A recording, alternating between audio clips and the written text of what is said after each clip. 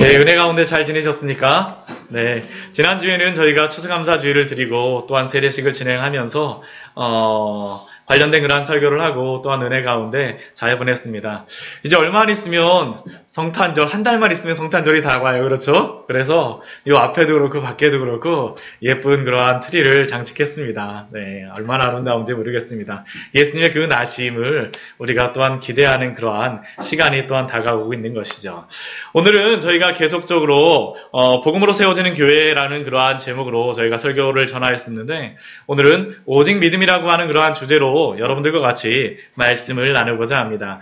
오직 믿음, 오직 믿음. 많이 우리가 들어봤던 그러한 것입니다.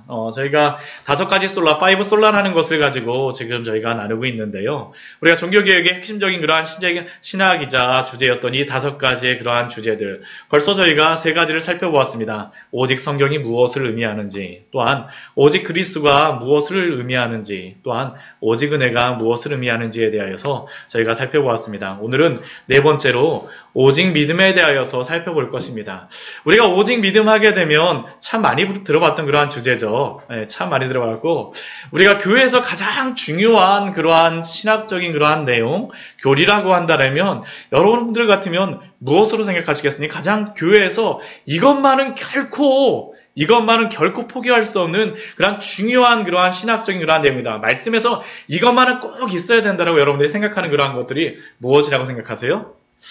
아마 요즘에 그 새벽 말씀에 종말에 대한 거라면 예수님이 그로 오실 날에 대한 그런 종말의 말씀을 생각하시는 그런 분들도 있으실 수도 있고, 또한 그 외에도 여러 가지 다른 것들, 하나님의 어떤 분이신가라는 그런 것들에 대해서 말씀하시는 분이 있을 수도 있겠지만, 생각하시는 분들이 있을 수도 있겠지만, 아마 대부분의 많은 분들이 우리가 오직 믿음으로 예수 그리스도를 믿음으로 말미암아 구원을 받는다라는 이것을 우리가 가장 중요한 그러한 진리로서 우리가 생각할 것입니다. 교회에서도 이것을 가장 중요한 진리로서 생각하였었고, 또한 지금도 가장 중요한 진리로 우리가 생각하고 있습니다. 그런데 우리 몇 가지 제가 그 외의 질문을 여러분들에게 또 드리고 싶은데, 종교개혁 시대 때 종교개혁을 일으켰던 그러한 중심적인 그러한 주제이자 질문이 무엇이겠습니까? 바로 이 오직 믿음으로라는 이 질문입니다. 오직 믿음으로 구원을 받는다라는 그러한 것들. 믿음으로써 의롭다 여김을 받는다라고 하는 이 진리, 이 복음의 진리가 바로 종교개혁을 일으키게 했었고, 종교개혁의 심장이라고 할 수 있는 교리가 바로 이 진리입니다. 오직 믿음, 이신칭의라고도 우리가 보통 이야기를 하죠. 그런데 이 이신칭의의 진리, 오직 믿음이라고 하는 이것이 오늘날 신학계에서 또한 교회에서 가장 크게 논쟁이 되고 있는 그러한 주제입니다. 참 이상하죠? 우리가 오직 믿음으로 구원을 받는다라고 하는데, 이 이신칭의의 주제가 오직 믿음으로 구원을 받는다라고 하는 이 주제가 지금 신학계에서 가장 큰 화두이자 가장 큰 논쟁이 되는 그러한 교리가 바로 이 이신칭의의 진리, 오직 믿음이라고 하는 이 진리입니다. 이 복음입니다. 복음 자체죠.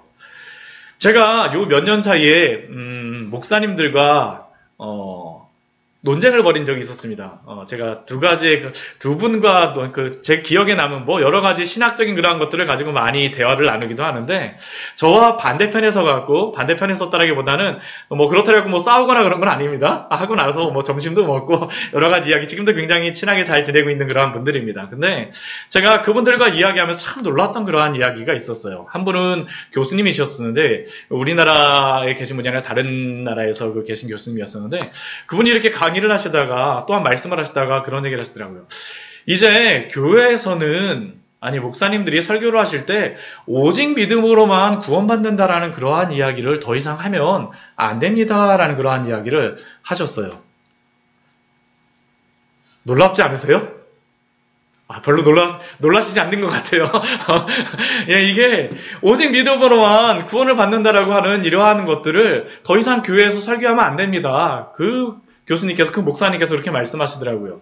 그 목사님이 이렇게 말씀하시는, 그 교수님이 이렇게 말씀하시는 이유는 다른 것이 아니었습니다. 왜 그렇게 그 목사님께서 말씀하셨냐면, 우리가 교회에서 오직 믿음으로 구원받는다라는 것만 이야기하다 보니까 성도들이 또한 교회가 거룩하게 살아가지 않는다라는 그러한 문제가 발생하는 것이었어요.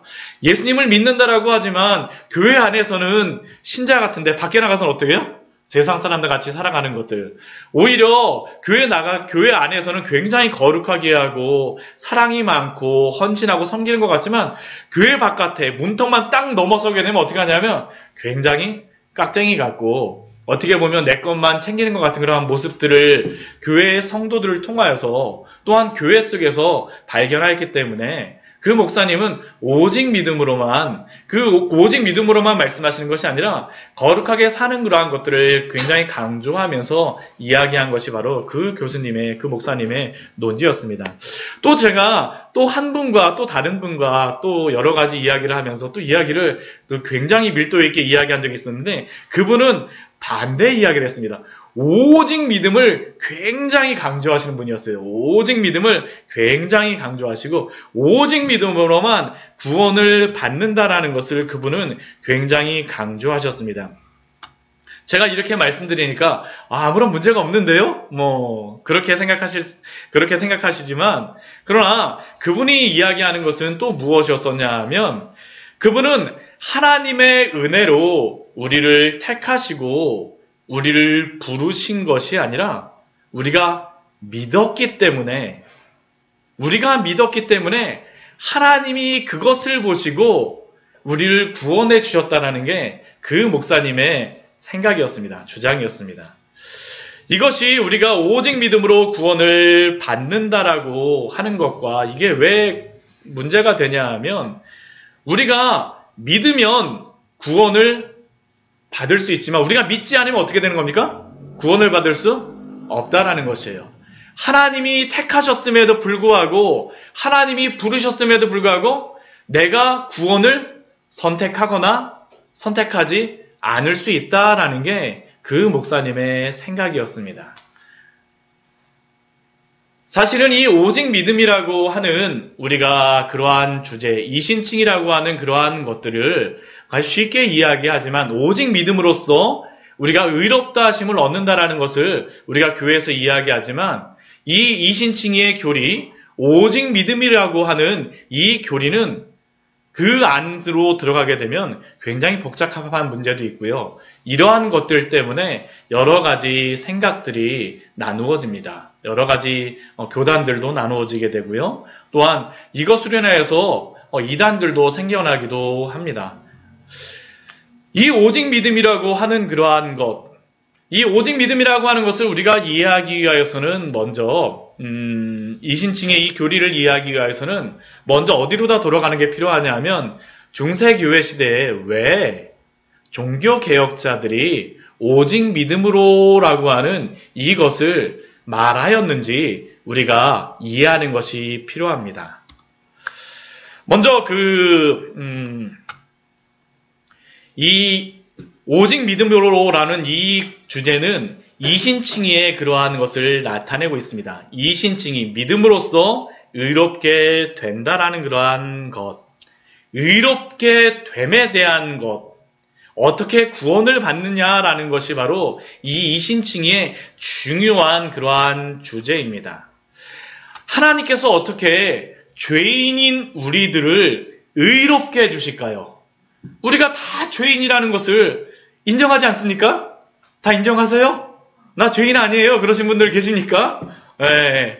그런 분들 계세요. 얼마 전에 어떤 분이 전도를 하시는데요.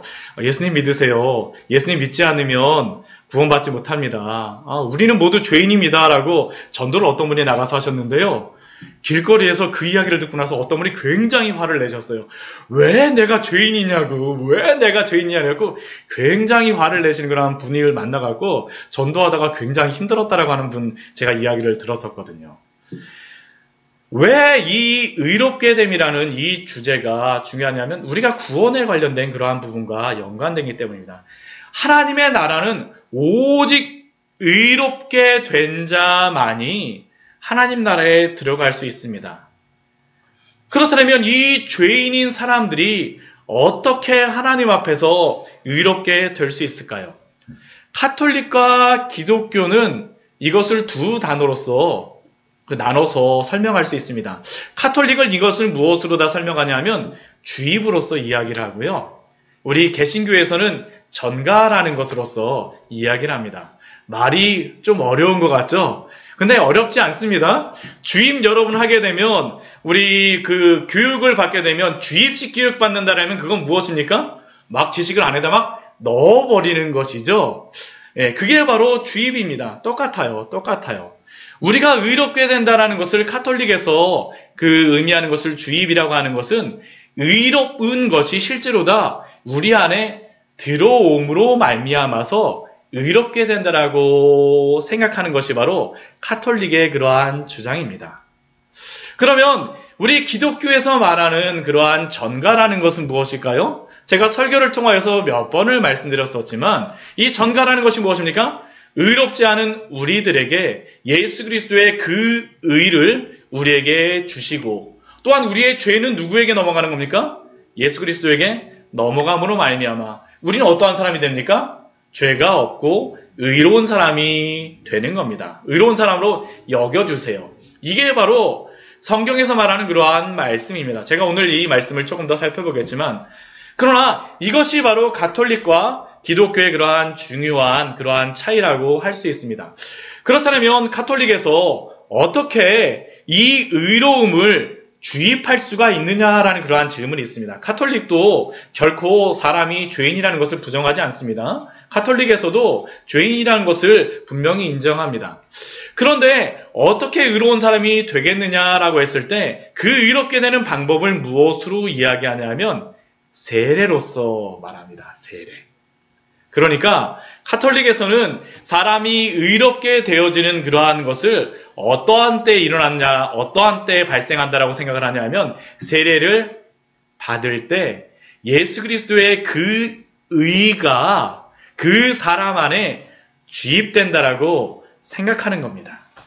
그래서 의로운 사람이 되었다라고 말해요.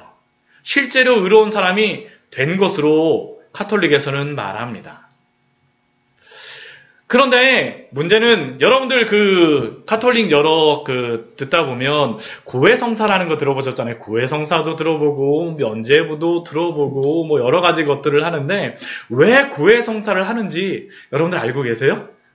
네, 저희가 들어보긴 했지만 잘 알지는 못해요. 왜 고해성사를 해야 되는지 제가 여러분들에게 한번 설명을 드릴게요. 왜 이게 중요하냐 하면 처음에 의롭게 되어지는 것은 무엇으로 의롭게 되어집니까? 카톨릭에서는 세례로서 의롭게 되어진다라고 이야기를 합니다. 근데 문제는 무엇이냐 하면 세례를 받고 의롭게 되어졌어요. 그런데 살아가다 보면 죄를 짓는 경우가 발생하기도 합니다. 그러면 카톨릭에서 죄를 지었을 때 다시 의롭게 되어지는 그러한 방법이 무엇일까요?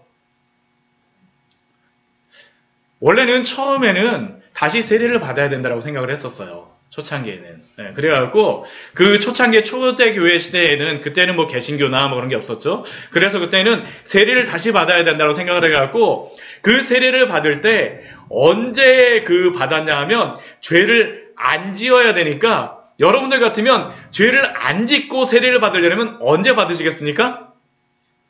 죽기 직전에. 그러니까 죽기 직전에 세례를 받는 거예요. 그러니까 세례를 받으려고 하려면 죽기 직전에 막 교회에서 신부님을 초청하는 겁니다. 막 오시라 그래갖고 죽기 직전에 세례를 받아야 돼요. 근데 문제가 있습니다. 근데 언제 죽을지 몰라요. 갑자기 사고를 당하면 그러한 때는 어떻게 됩니까? 그건 못 받는 거예요. 가톨릭의 교리로 다 하게 되면. 그러니까 이 세례를 죽기 직전에 해야 되니까 언제든지 막 죽으려고 하면 계속 신부님 왔다 갔다 해야 되는 거예요. 막 이게 바로 카톨릭에서 처음에 이야기했던 것이죠. 근데 이게 처음에 초대교회에서도 그렇게 생각했었습니다. 근데 문제는 이렇게 하다 보니까 이게 아닌 것 같아요. 우리가 죄를 짓는 그러한 것들이 발생했을 때 그래서 카톨릭의 교리에서 생겨난 것이 무엇이냐면 고해 성사입니다. 카톨릭에서는 죄를 두 가지의 종류로 다 나눕니다. 큰 죄라고 하고 대죄라고 이야기를 하고요. 작은 죄라고 해갖고 소죄라고 이야기합니다. 큰 죄를 지었을 때는 어떻게 하냐면 신부님에게 가고 고해성사를 하게 돼요. 그래서 자신의 그러한 죄를 세례를 다시 받는 것이 아니라 자신의 죄에 대하여서 신부님에 가고 다 회개하는 겁니다. 신부님 앞에서 회개해요. 그리고 나서 그 앞에서 죄의 그러한 사죄함을 선언을 받고 나서 오는 게 바로 그 고해성사입니다. 결국 이 고해성사를 받는 이유는 무엇이냐 하면 의롭게 됨을 유지하기 위하여서 하는 것이 바로 이 고해성사고 또한 세례입니다.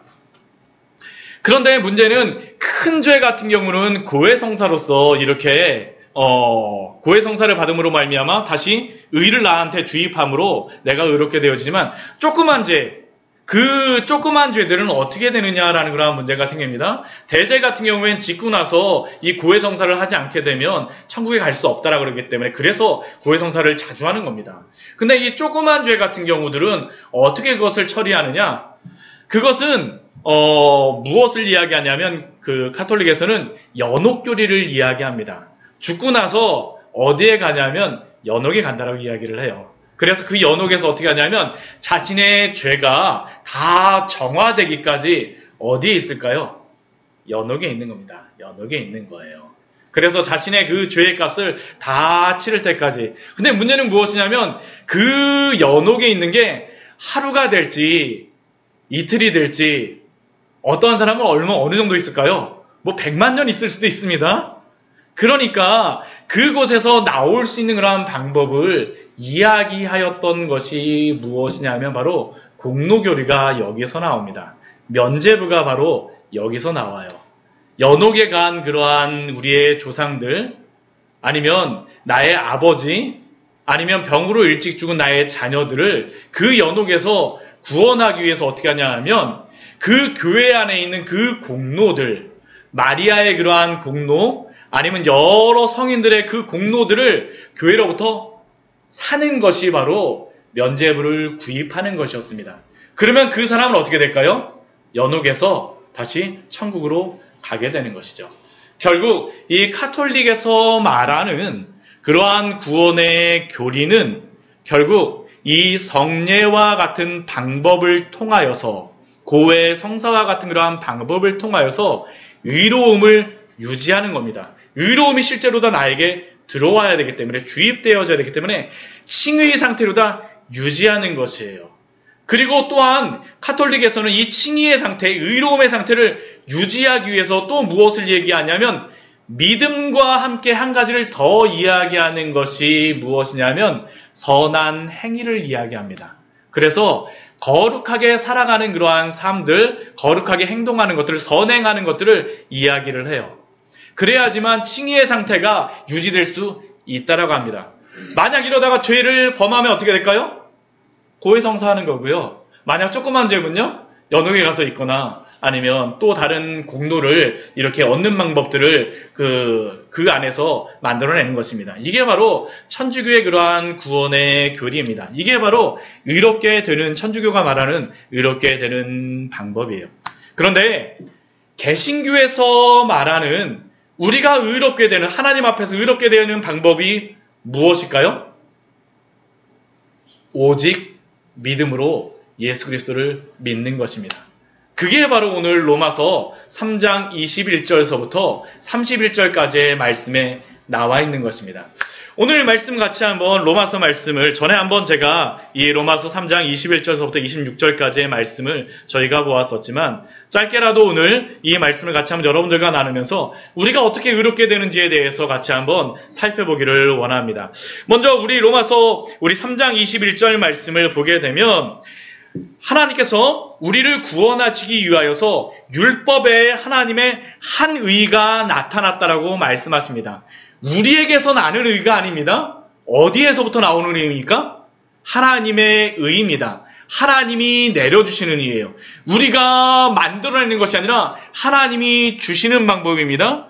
그런데 이 의가 무엇이냐 하면 우리 24절 말씀에서 그렇게 말씀하죠. 우리 로마서 3장 24절 말씀 같이 한번 읽어보도록 하겠습니다.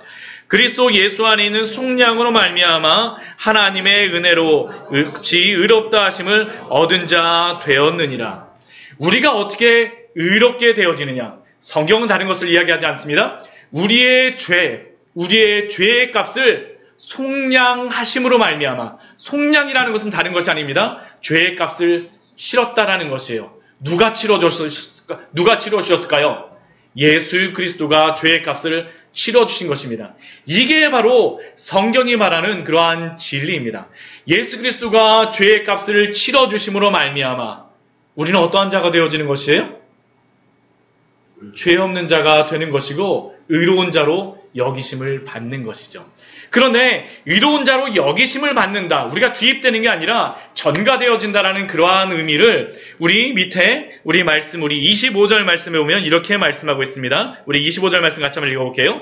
이 예수를 하나님이 그의 피로써 믿음으로 말미암는 화목제물로 세우셨으니 이는 하나님께서 길이 참으시는 중에 전에 지은 죄를 간과하심으로 자기의 의로우심을 나타내려 하심이니 예수 그리스도가 우리의 모든 죄의 값을 다 치르시고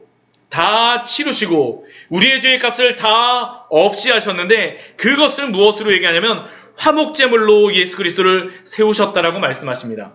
화목제물은 또한 이것이 원어적으로 보게 되면 그 지성소 안에 있는 언약궤 위에 그 뚜껑을 이야기합니다. 예수 그리스도를 화목제물, 언약궤의 뚜껑으로 삼으셨다라는 것입니다. 언약궤의 뚜껑으로 삼으셨다는 그 의미가 무엇입니까? 제사장들이 그 대속죄일날 지성소 안에 들어가서 피를 뿌립니다. 어디에요? 그 언약궤의 뚜껑, 시은소, 속죄소 위에 뿌립니다. 그러면 나타나는 일이 무엇일까요? 우리 언약궤 안에 있는 것, 제가 저번 때도 한번 설교를 통해서 우리 나누었었지만 언약궤 안에 있는 것이 무엇이었습니까? 예, 십계명, 깨진 십계명이고요. 또 하나는요, 만나 항아리였었고요. 또 하나는 무엇입니까? 아론의 쌍난 지팡이였었죠. 근데 그 세 가지의 공통점이 무엇입니까? 다 이스라엘 백성들의 죄의 모습입니다. 하나님 앞에서 우상 숭배했던 그러한 이스라엘 백성들을 보고 모세가 그 십계명의 돌판을 깨죠. 또한 아론의 쌍난 지팡이 무엇입니까? 하나님이 세우신 아론과 모세, 그를 인정하지 않는다는 것은 누구를 인정하지 않는 것입니까? 하나님을 인정하지 않는 것이에요. 나는 당신을 하나님으로 인정하지 않습니다. 그러한 죄의 모습들, 또 만나는 무엇입니까? 그 세상에 자기가 배고픔으로 말미암아 하나님을 원망하고 불평하였던 그러한 모든 죄의 모습들, 그게 어디 안에 들어가 있습니까? 언약궤 안에 들어가 있어요. 우리의 죄의 모습입니다.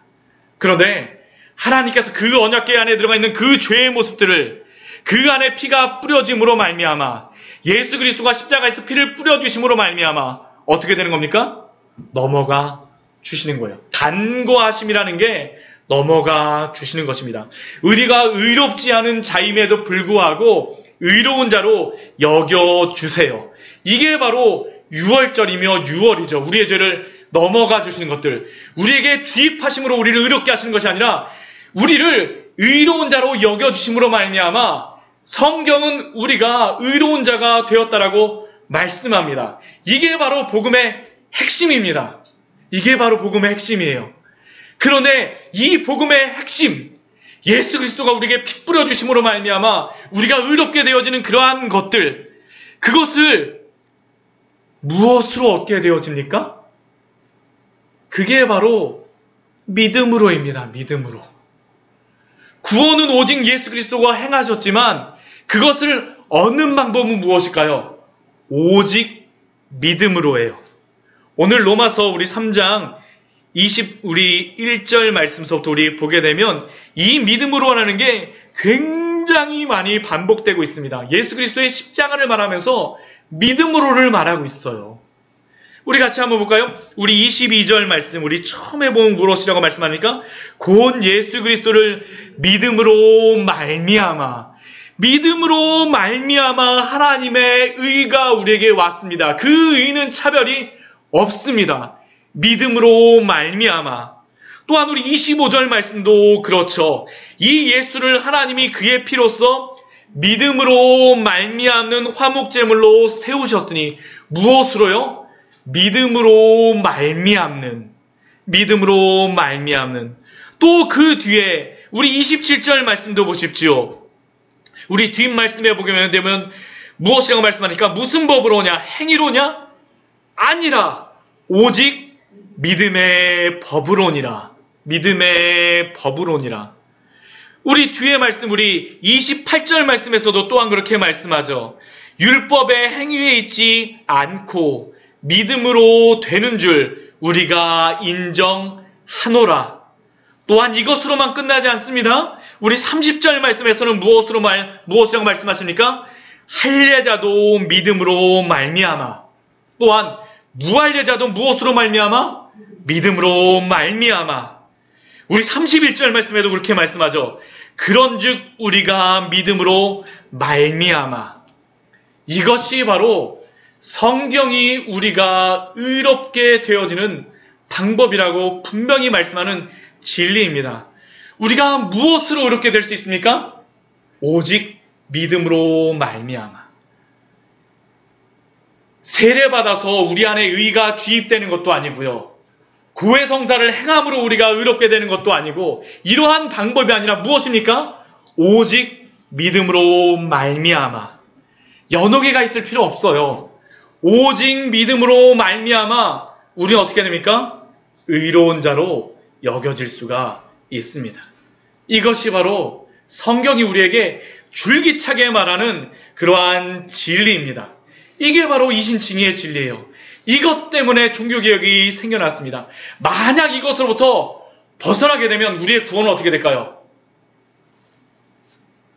없습니다. 오직 믿음으로 말미암아 의롭게 되어지는 그러한 진리. 이게 바로 이신칭의의 진리죠. 그러나 여기서 우리가 한 가지 오직 믿음으로 하는 것에서 우리가 한 가지 생각할 것이 있습니다. 우리가 이 믿음으로 말미암아라고 할 때 믿음이 우리가 구원받는 그러한 본질인가요? 우리가 구원받는 본질이 믿음인가요? 아닙니다. 우리가 구원받는 본질은 무엇입니까? 예수 그리스도입니다. 예수 그리스도. 예수 그리스도. 이 믿음이라고 하는 것은 무엇이냐면 이것과 똑같습니다. 우리가 그 물에 빠져서 죽어가고 있어요. 근데 예수님이 배를 타고 오셔갖고 쫙 우리를 구원해 주세요. 어떻게 구원해 주냐면 손을 쭉 내밀어서 우리를 탁 올려주세요. 근데 우리가 그때 어떻게 하냐면 나 살려주세요 막 이렇게 막 손 들고 있습니다. 근데 예수님이 어떻게 하시냐면 우리의 손을 이렇게 꽉 잡으시고 올려주세요. 근데 한번 생각해 보십시오. 우리가 이렇게 구원을 받는다라고 했을 때 우리가 손 올린 게 우리의 자랑이 될 수 있을까요? 자랑이 될 수가 없습니다. 이게 바로 믿음입니다. 우리가 이 믿음, 어떻게 보면 사람들이 보기에 미련하다라고 할 수 있는 이것으로서 우리를 어떻게 하신 겁니까? 구원하여 주시는 것입니다. 믿음이 우리의 구원의 본질이 아니라 믿음의 방법이고 도구임을 성경이 우리에게 알려주는 것이죠. 그렇다면 우리가 또한 한 가지 알아야 될 것이 있습니다. 믿음조차도 하나님이 주시는 그러한 선물이라는 것입니다. 믿음조차도 하나님이 주시는 선물이에요.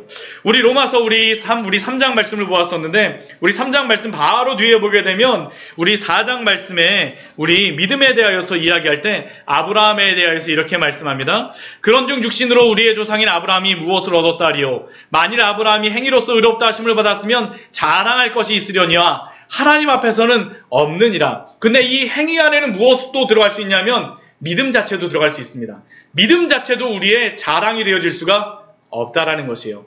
왜요? 믿음조차도 하나님이 우리에게 주시는 선물이기 때문입니다. 우리 에베소서 2장 8절 말씀, 우리가 잘 아는 말씀 중에 한 말씀이 바로 에베소서 2장 8절의 말씀입니다. 우리 앞에 있는데요. 우리 에베소서 2장 8절 말씀 우리 찾으실 분들 한번 찾아보셔도 됩니다. 우리 같이 한번 우리 읽어보도록 하겠습니다. 에베소서 2장 8절의 말씀입니다. 너희는 그 은혜에 의하여 믿음으로 말미암아 구원을 받았으니 이것은 너희에게서 난 것이 아니요 하나님의 선물이라. 우리 에베소서 2장 8절 말씀에 보게 되면 이것은 너희에게서 난 것이 아니요 하나님의 선물이라고 말합니다. 여기서 이것은 무엇을 말씀하는 것일까요? 우리가 구원받는 그 모든 것들을 앞에 그 은혜에 의하여 믿음으로 말미암아 구원을 받은 것을 말합니다. 그런데 조금 더 이 지시대명사 이것이 무엇인가라는 것들을 살펴보게 되면 헬라어 원문으로 보게 되면 바로 이것 앞에 무엇이 있을까요? 가르치는 것이 있습니다. 우리 성경에서는 이것이 무엇처럼 보이십니까? 구원처럼 보이죠. 그렇죠. 근데 헬라어 원문으로 보게 되면 이것이 그 바로 앞에 있는 단어가 무엇이냐면 바로 구원이 아니라 믿음이 나와 있습니다. 믿음. 결국 이 이야기는 무엇입니까? 믿음조차도 하나님이 주신 선물이라는 것이죠. 제가 몇 번 여러분들에게 말씀드렸지만 이게 굉장히 중요합니다. 제가 만날 때마다 이 말을 꼭 드려요. 우리가 믿음이라는 것을 생각할 때 믿음을 내가 스스로 가졌다라고 생각하는 경우가 너무나도 많아요.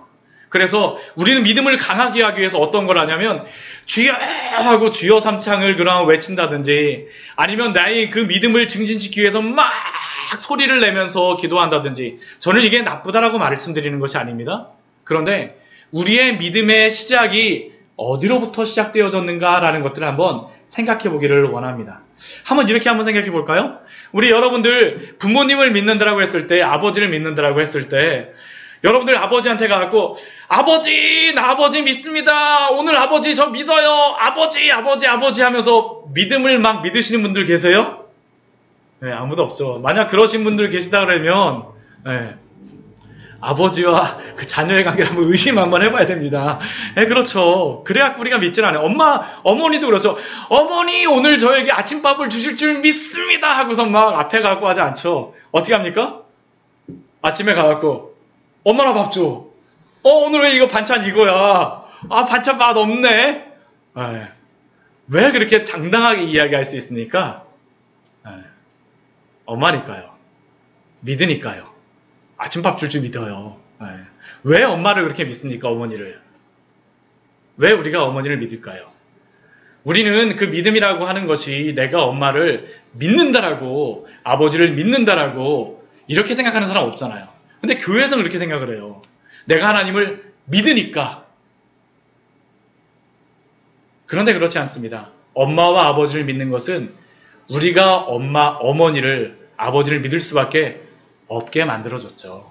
어린 시절서부터 내가 기저귀 가는 건 못 봤지만 기저귀 갈아주시고 배고플 때 밥 먹여주시고 힘들 때 위로해주시고 한번 안아주시고 내가 여러 가지 다쳐서 오게 되면 반창고라도 발라주시고 호해주시고 누가 해주세요?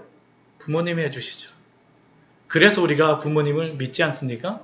믿음이라고 하는 것은 결국 우리가 잘 생각해 보게 되면 우리가 믿음을 가지는 것이기도 하지만 믿음의 시작은 나에게 주시는 겁니다. 하나님도 동일해요. 여러분들이 한번 믿음의 생활을 한번 곰곰이 한번 생각해 보십시오. 이거를 알아야지 우리가 믿음에서 떠나지 않아요. 내가 믿었다라고 생각하게 되면 언제든지 교회를 떠나고 하나님을 떠납니다. 그런데 하나님이 나의 삶을 인도하여 주셨음에 대해서 생각해 보십시오. 내가 힘들고 어렸을 때 저도 정말로 그러한 경험들이 얼마나 많은지 모르겠습니다. 예전 미국에서 진짜 고속도로 가다가 불꽃을 내면서 막 차가 멈췄어요. 이거 어떻게 하지? 근데 하나님 앞에 기도하면서 가는데 정말 하나님이 다 은혜 내려주셔가지고 해결해 주시더라고요. 제가 이거 외에도 많은 것들이 있죠. 여러분들에게도 그렇지 않습니까? 하나님 우리의 삶에 대해서 인도하여 주셨던 것들. 또한 어떻습니까?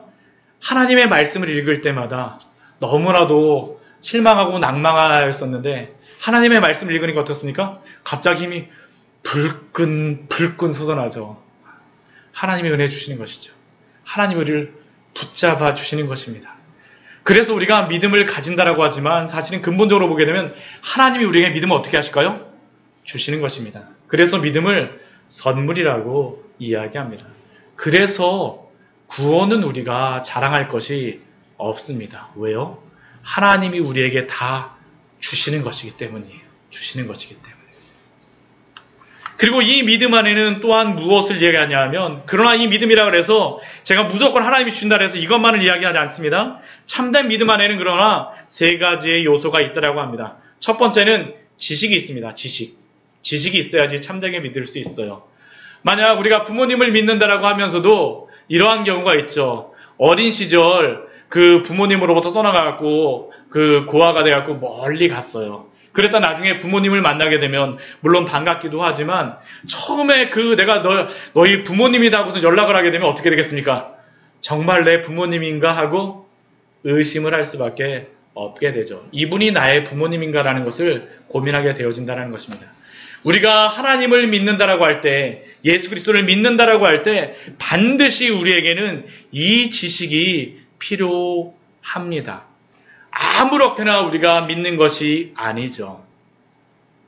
요즘에 신천지가 굉장히 이곳저곳에 많이 판을 치고 있고 많이 그 신천지를 믿는 그러한 사람들이 많아지고 있는데, 이 신천지를 그러한 믿는 사람들 중에 어떠한 사람들이 있냐 하면 예전에 교회를 다녔던 대부분의 사람들이 교회를 다녔던 사람이고요.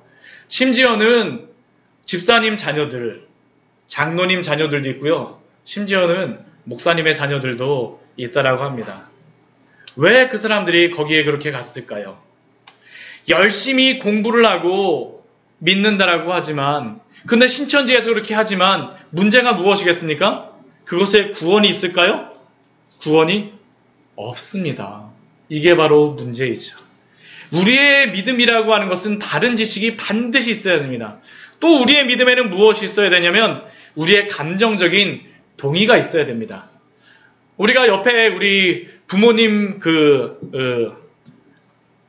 가족 간에 믿는다라고 하면서 딸아 나는 너를 믿어 하면서 나는 너가 열심히 할 것을 너가 열심히 할 것을 믿어 하면서 맨날 그 집에다가 CCTV 달아놓고 자녀가 공부하는지 맨날 감시한다면 정말 믿는 것일까요?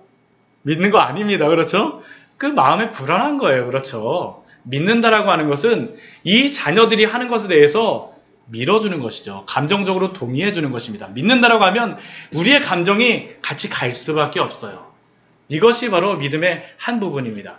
또 한 가지는 무엇이냐면 우리의 신뢰가 반드시 있어야 됩니다. 우리의 의지에 대한 부분이에요. 우리의 의지에 대한 부분.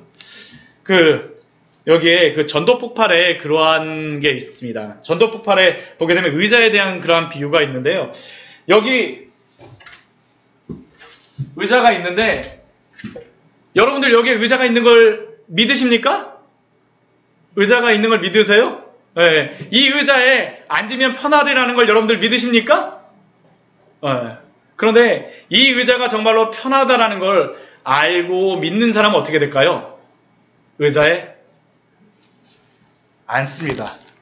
만약 이게 다리가 하나가 삐뚤삐뚤해갖고 막 넘어질 것 같아요. 그럼 여러분들 거기에 앉을 수 있을까요? 안 앉아요. 이게 바로 믿음이죠. 우리가 예수 그리스도를 믿는다라고 할 때 우리의 모든 체중을 다 실는 것이 바로 믿음입니다. 예수 그리스도를 믿는다라고 하면서 입으로만 나 예수님 믿어요. 나 교회 다녀요. 근데 살아가는 삶은 전혀 예수님하고 관계없어요. 전혀 신뢰하지 않아요. 예수님을 믿는 사람일까요? 여러분들에게 맡기겠습니다. 네, 우리가 정말로 믿는다라고 하면 우리의 모든 것들을 다 맡기는 게 바로 믿음입니다. 결코 우리의 입술로만 나올 수가 없어요. 그런다면 이렇게 믿음이 지식과 동의와 신뢰를 가지고 이러한 이 믿음이라고 한다면 우리의 삶은 어떨까요? 마지막으로 우리의 믿음이 있다라는 것은 항상 열매를 동반한다라는 것을 우리에게 알려줍니다. 믿음이라고 하는 것은 우리의 입술만을 말하지 않습니다. 항상 열매가 있어요. 아까 제가 처음에 이야기하면서 어떤 한 목사님과의 그러한 이야기, 그 목사님, 그 교수님이 이야기했던 것은 다른 것이 아닙니다. 믿는다라고 하면서 살아가지 않아요. 열매가 없어요. 거룩한 삶이 없어요. 그래서 믿는다라고 할 때, 참된 믿음이라고 할 때 구원받은 사람을 누구로 다 얘기하면 믿음과 함께 거룩한 삶이 같이 있어야지 믿는 사람이라고 이야기를 합니다. 저도 여기에 동의합니다. 그런데 그분과 조금 다른 것이 있어요. 우리가 오직 의롭게 되는 것은 무엇으로만 의롭게 되어질까요? 오직 믿음으로만 의롭게 되어집니다. 그런데 이 오직 믿음으로만 의롭게 되어진 사람들은 삶에 무엇이 나타날까요? 열매가 나타납니다. 열매가 나타나요. 우리가 의롭게 되어지는 것과 행위로 구원을 받는 것이 아니라 오직 의롭게 되어지는 것은 믿음으로, 예수 그리스도를 믿음으로 의롭게 되어지지만 그러나 그 믿는 사람의 삶에서는 열매가 드러납니다.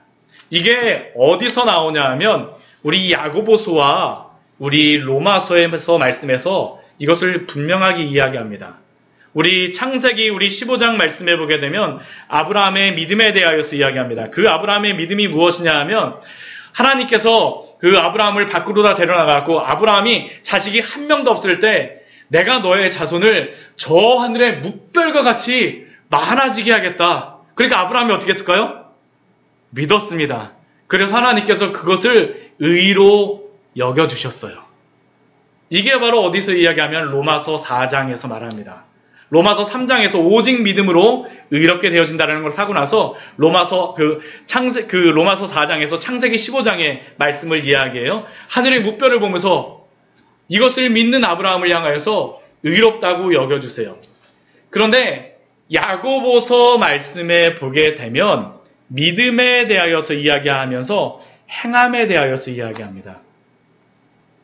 우리 앞에 야고보서 우리 2장 21절, 22절, 23절 말씀이 나와 있는데 우리 앞에 우리 야고보서 우리 말씀 같이 한번 요거 한번 읽어보도록 하겠습니다.